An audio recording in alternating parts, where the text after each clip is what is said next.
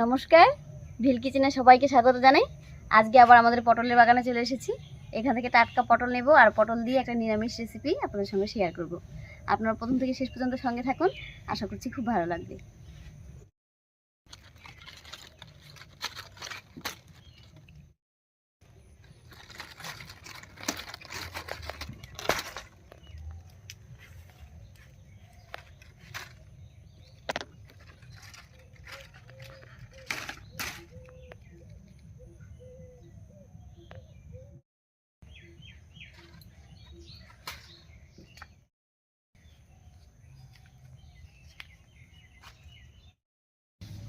বাগান থেকে টাটকা পটল নিয়ে এলাম, তো মা পটলগুলো কেটে নিই আর আমি এই ফাঁকে সব মশলাগুলো করে নিচ্ছি।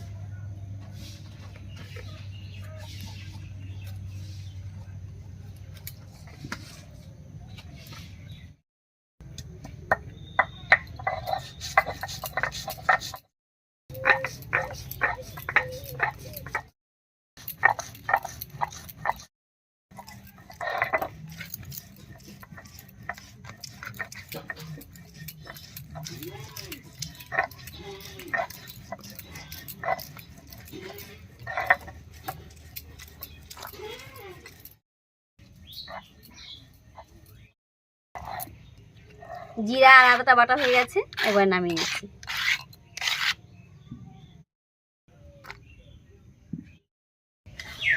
সবকিছু কাটা হয়ে গেছে আর এদিকে আমার মশলাগুলো সব হয়ে গেল। এবারে রান্নাটা বসিয়ে দিই।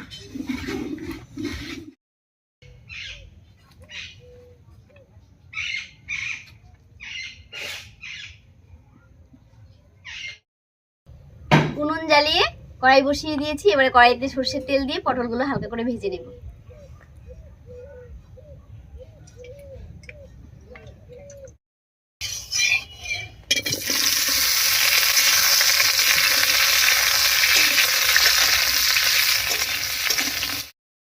এর উপরে দিয়ে দিচ্ছি শুধু হলুদ।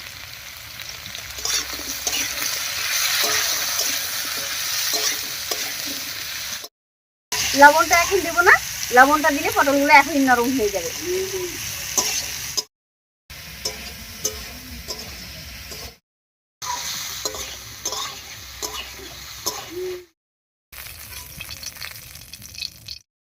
পটলগুলো ভাজা হয়ে গেছে, এবার নামিয়ে নিচ্ছি।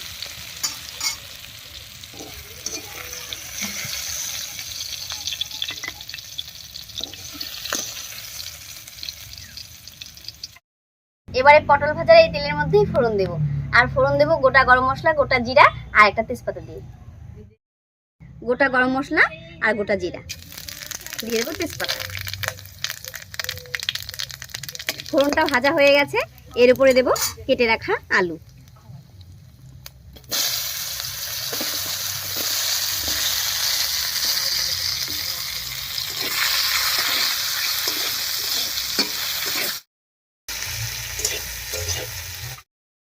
এবারে দেবো স্বাদ মতো লবণ আর হলুদ। আলুটা দিয়ে একটু নাড়িয়ে নিয়েছি। এবারে এর উপরে দেবো কেটে রাখা টমেটো।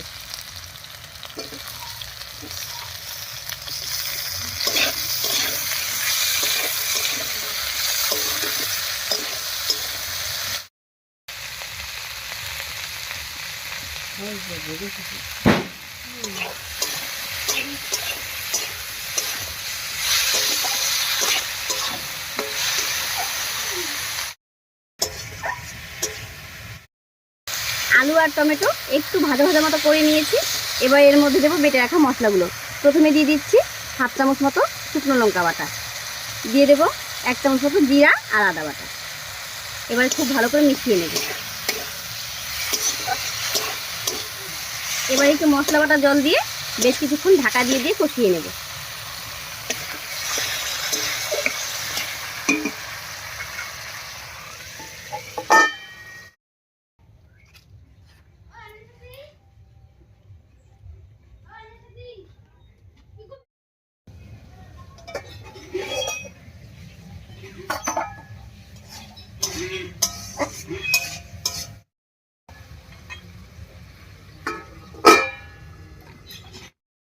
বেশ কিছুক্ষণ ঢাকা দিয়ে আলুটা কষিয়ে নিয়েছি। মশলার সঙ্গে আলুটাও খুব ভালো করে কষে গেছে। এবার ঢাকাটা তুলে নিচ্ছি।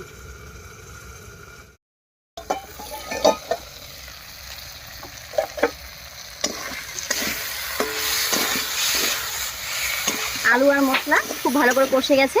এবার এর মধ্যে দেব ভেজে রাখা পটলগুলো।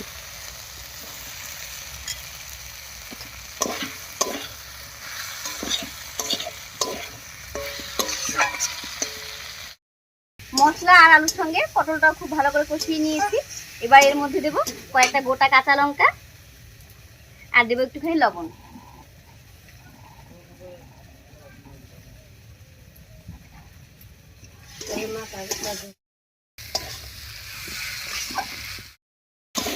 এবার এর মধ্যে দেব ছোট বাটির 1 বাটি জল।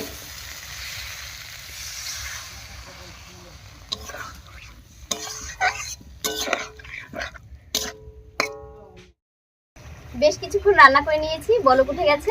এবার এর মধ্যে দেব 1/2 চামচ মতো চিনি আর একটুখানি গরম মশলা বাটা। চিনি, গরম মশলা বাটা,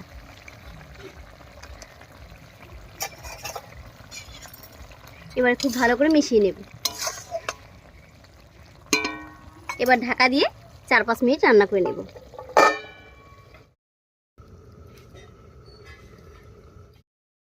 রান্নাটা একদম রেডি হয়ে গেছে। এবারে ঢাকা খুলে নামিয়ে নিচ্ছি।